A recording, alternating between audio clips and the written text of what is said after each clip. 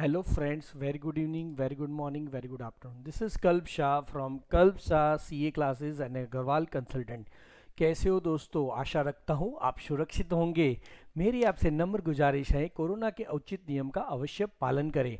आज का हमारा विषय है duty drawback under section 74 and 75 of customs act. अब हम समझेंगे पहले कि दो प्रकार के ड्यूटी ड्रॉबैक में फ़र्क क्या है। सबसे पहले हम मुद्दे पे आ जाते हैं। सेक्शन 74 और सेक्शन 75 का जो ड्रॉबैक है, इसमें जो है सेक्शन 74 क्या कहता है, अगर आपने कोई माल इंडिया में लाया, समझ लो ये इंडिया है और फॉर एग्जांपल आपने ये पेन इंडिया में लाई और इंडिया में समझ लो ये चाइना से आई, चाइना से इंडिया में आई और यहाँ से आपने direct for example USA export कर दी, तो इंपोर्ट के समय आपने इंपोर्ट ड्यूटी पे की होगी, जो आपको वापस मिल जाएगी। इसे कहते हैं drawback under section 74। That means trader drawback, merchant exporter drawback. मतलब क्या है कि आप इंटरनेशनल डीलर हो, जैसे कि समझ लो आप कोई प्रोडक्ट के डीलर होते हो, दिल्ली में बैठते हो, तो आप फॉर एग्जांपल कलकत्ता या कहीं पूरे इंडिया से माल खरीदते हो, कलकत्ता से माल खरीदते हो और अन्य स्टेट में बेचते हो। इसी तरह आप इंडिया में बैठे हो, चाइना से माल खरीदते हो और पूरे वर्ल्ड में कहीं पे भी भेजते हो, USA, UK, Japan, Singapore, Sri Lanka, Nepal, हर जगह पे आप माल भेजते हो। उसको कहते हैं सेक्शन 74 का ड्यूटी ड्रॉबैक। यानी कि आपने पहले इंपोर्ट कर दिया, इंपोर्ट करते समय पूरी इंपोर्ट ड्यूटी पे कर दी और फिर एक्सपोर्ट कर दिया उसी माल का, तो उसे कहते हैं ट्रेडर्स ड्रॉबैक,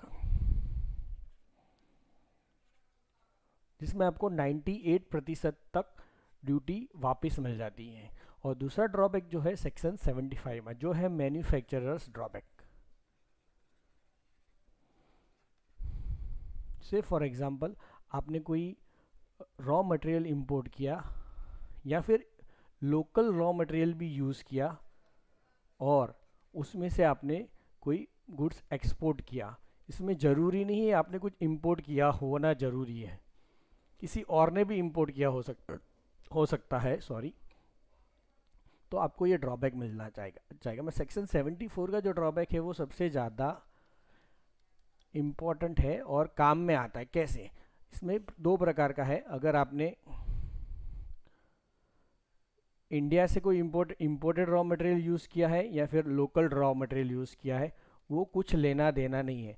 गवर्नमेंट ने क्या बोला, आप एक्सपोर्ट कर रहे हो और हर एक प्रोडक्ट का उन्होंने ऑल इंडस्ट्री रेट तय करके रखा है। इंडिया में से जो भी प्रोडक्ट एक्सपोर्ट होगी उसमें ऑल इंडस्ट्री रेट तय है, it is already pre decided. they will not ask from where have you bought this material or from where have you bought this goods. Even if you are a trader or manufacturer, that is not important. आपको क्या देखना है, सिर्फ आपको export करना है। और उनका जो ऑल इंडस्ट्री रेट है बहुत ही कम है, वैसे तो 0.5 से 4% तक है। वो आपको उसका 190 पेजेस का एक शेड्यूल है, हर एक प्रोडक्ट पे कितना ड्रॉबैक मिलेगा उसके हिसाब से आपको ड्रॉबैक मिल जाएगा। For getting that drawback you don't have to do anything, you just need to tell your CHA that file my shipping bill under drawback. अब उसको पता होना चाहिए कि ड्रॉबैक वाला शिपिंग बिल कैसे फाइल करते हैं। बहुत सारे बुद्धू CHA होते हैं, उनको नहीं पता रहता है, तो आपको ड्रॉबैक वाला शिपिंग बिल फाइल करना है। और उसमें आपको कौन से रेट से ड्रॉबैक मिलेगा वो मैं आपको बता देता हूँ। सबसे ज़्यादा जो इम्पोर्टेंट और यूज़फुल ड्रॉबैक है जिसकी चर्चा करनी चाहिए वास्तव में, वो है सेक्शन 75 का ड्रॉबैक, जो है ड्रॉबैक शेड्यूल के हिसाब से आपको ड्रॉबैक मिल जाता है। अलग अलग प्रोडक्ट पे आपको ये प्रकार से ड्रॉबैक मिल जाता है। यहाँ पे आप देख सकते हो, या तो परसेंटेज पे आपको ड्रॉबैक मिलता है या तो फिर उसकी कुछ वैल्यू उन्होंने डिसाइड कर दी है। मैक्सिमम ड्रॉबैक पर कैप यानी capping per unit in rupees, इसे कहते हैं ऑल इंडस्ट्री रेट। अगर आपकी प्रोडक्ट इस रेट में नहीं आती है तो आप ब्रांड रेट तय करवा सकते हो। और अगर आपको ये जो रॉ मटेरियल, ये जो आपका ये गुड्स आपको एक्सपोर्ट करना है, उसमें से आपने जो भी रॉ मटेरियल यूज़ किया उसमें अगर इससे ज़्यादा इंपोर्ट ड्यूटी लगी हुई है या एक्साइज ड्यूटी लगी हुई है तो आप स्पेशल ब्रांड रेट अप्लाई कर सकते हो। अगर आपकी प्रोडक्ट नहीं है तो ब्रांड रेट पे अप्लाई करना है, और अगर आप सेटिस्फाइड नहीं हो तो स्पेशल ब्रांड रेट पे अप्लाई करना है, वरना तो आपको ऑल इंडस्ट्री रेट पे तो मिलने ही वाला है। मैं आपको तीनों सिनेरियो बता देता हूँ। ऑल इंडस्ट्री रेट, दूसरा है ब्रांड रेट। अगर आपकी प्रोडक्ट पे इस 192 पेजेस के शेड्यूल में प्रोडक्ट नॉट इंक्लूडेड है, तो आपकी प्रोडक्ट के लिए आप अप्लाई कर सकते हो। और तीसरा है स्पेशल ब्रांड रेट। अगर आपका जो ड्रॉबैक आपको मिल रहा है, से फॉर एग्जांपल आपको ये प्रोडक्ट है, मैं थोड़ा नीचे जाऊंगा,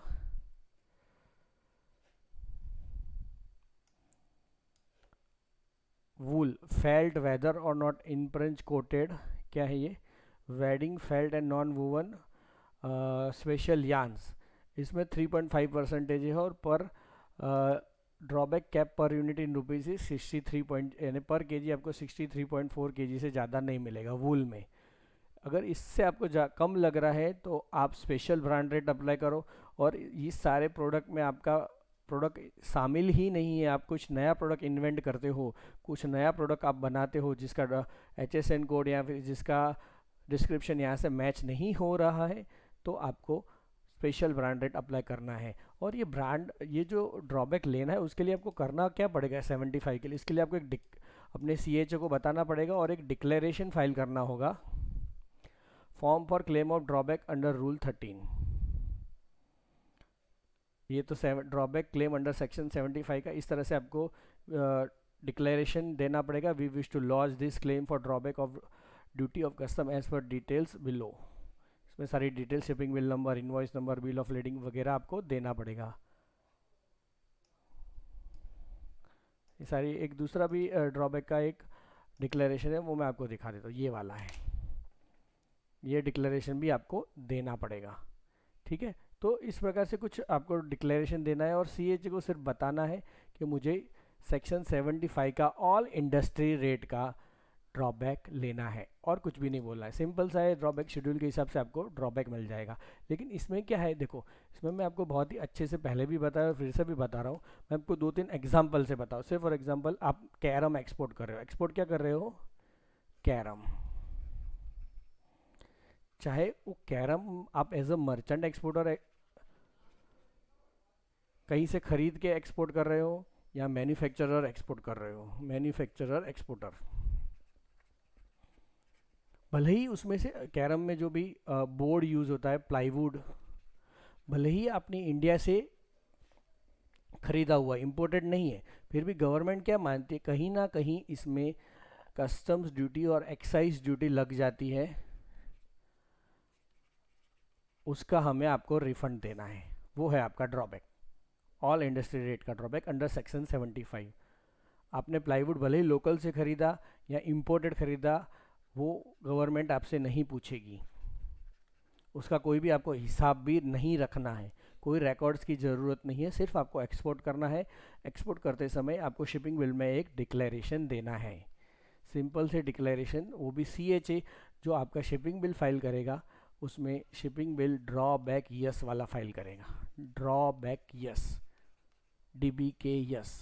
ये आपको CHA को बोलना भूलना नहीं है, और उसको ये शेड्यूल दिखाना है, देख भैया मेरे शेड्यूल के हिसाब से ये ऑल इंडस्ट्री रेट है, मुझे ये सफिशेंट है, और मुझे ये ड्रॉबैक लेना है। तो ये मैं डिक्लेरेशन दे रहा हूँ, ये और ये ड्रॉबैक डिक्लेरेशन है। उससे आप मांगोगे तो भी वो भी आपको दे देगा ड्रॉबैक डिक्लेरेशन, और वो डिक्लेरेशन से आपको ड्रॉबैक मिल जाएगा। सिंपल सी चीज़ है। अब इसका कानून में क्या लिखा है वो थोड़ा बहुत पढ़ते हैं। सेक्शन 75 के ड्रॉबैक में क्या लिखा हुआ है,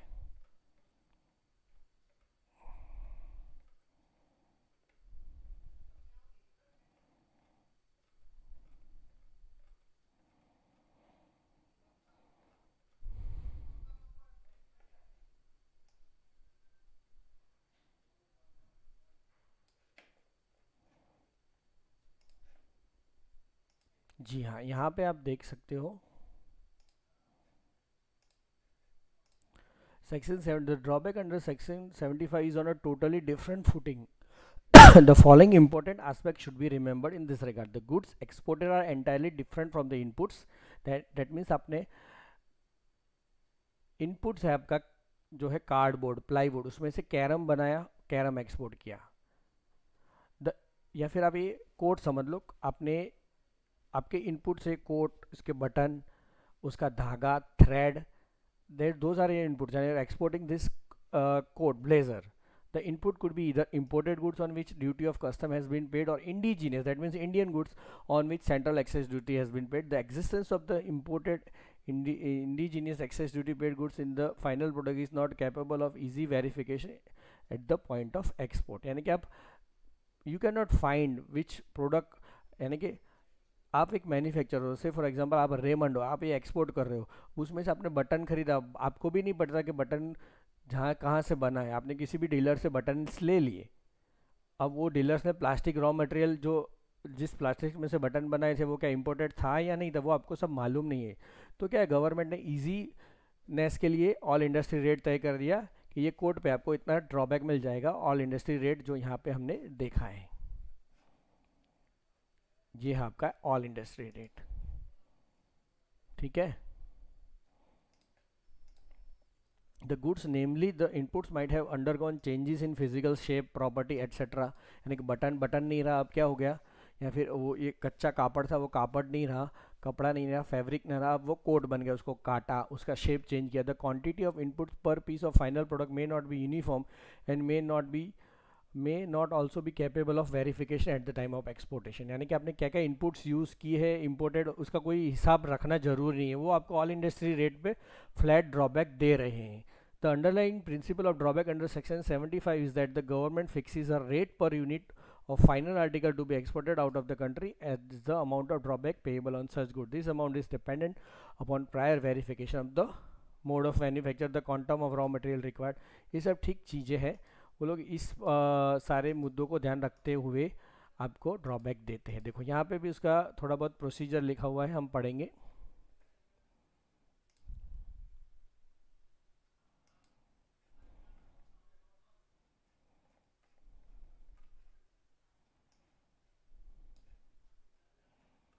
यहाँ पे बहुत ही अच्छा से FAQs दिया है under rule 3 of custom central excise drawback rules 1995।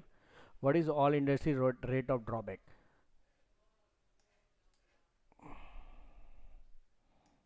हम 75 पे ही है, अभी 74 पे आए नहीं है। In case of where the rate of drawback is not fix, तो आप ब्रांड रेट तय करवा सकते हो, जिसके लिए आपको सेपरेटली अप्लाई करना पड़ेगा। वो बहुत ही टीडियस प्रोसीजर है, वो कोई करता नहीं है। स्पेशल ब्रांड रेट में भी कोई पढ़ता नहीं, कोई रेयरली पढ़ता है। अपने को एज अ नॉर्मल एक्सपोर्टर क्या देखना है आपको, तो 192 पेजेस का ये शेड्यूल देखना है, उसमें अपनी प्रोडक्ट है तो उसका ड्रॉबैक। हाँ, और एक सबसे बड़ी बात, ये HSN कोड से ड्रॉबैक का कोड अलग होता है, आपको ये कोड देना है, आपको लिखना है आपके शिपिंग बिल में। ड्रॉबैक का हर एक प्रोडक्ट के अलग सामने आपको एक ये ड्रॉबैक का टैरिफ आइटम दिया हुआ है, ऑलमोस्ट HSN कोड के समान होगा, लेकिन आप उसे थोड़ा देख लीजिएगा।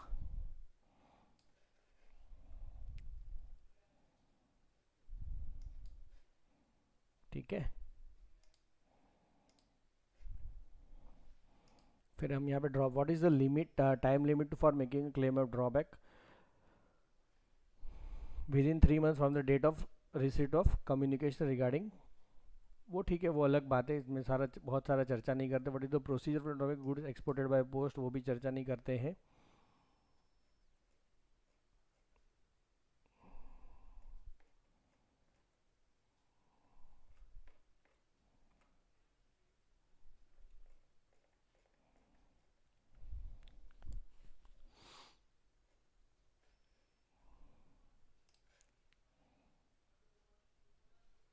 जी हाँ, ये जो है वो प्रोसीजर आपके लिए इम्पोर्टेंट है। What is the procedure for claiming drawback under the EDI system. EDI system में ड्रॉबैक कैसे प्राप्त होगा।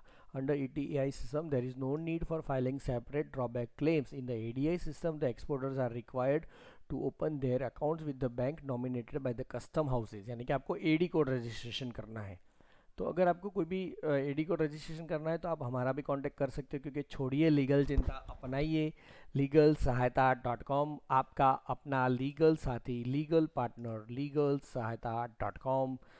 हमारी वेबसाइट पे आप सर लॉगिन कर सकते हो और डिटेल्स प्राप्त कर सकते हो। थैंक यू दोस्तों। अब अगले वीडियो में हम देखेंगे कि सेक्शन 75 का हमने देख लिया, उसके बाद 74 का ड्रॉबैक कैसे क्लेम करें। उसमें क्या होता है, आपने इंपोर्ट किया,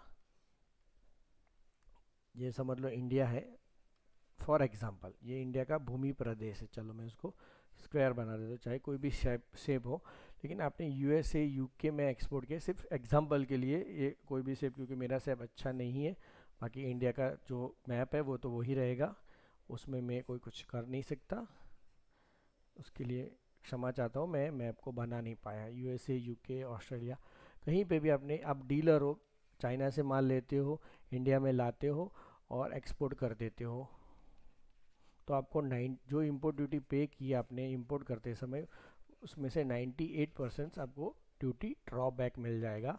उसके लिए आपको कुछ डॉक्यूमेंट्स देने पड़ेंगे, और मेरी आपसे नम्र गुजारिश है, छोड़िए लीगल चिंता, अपनाइए लीगल सहायता, आपका अपना लीगल साथी, लीगल पार्टनर, लीगल सहायता .com। आपको कॉल करना है 8000222825091063592201।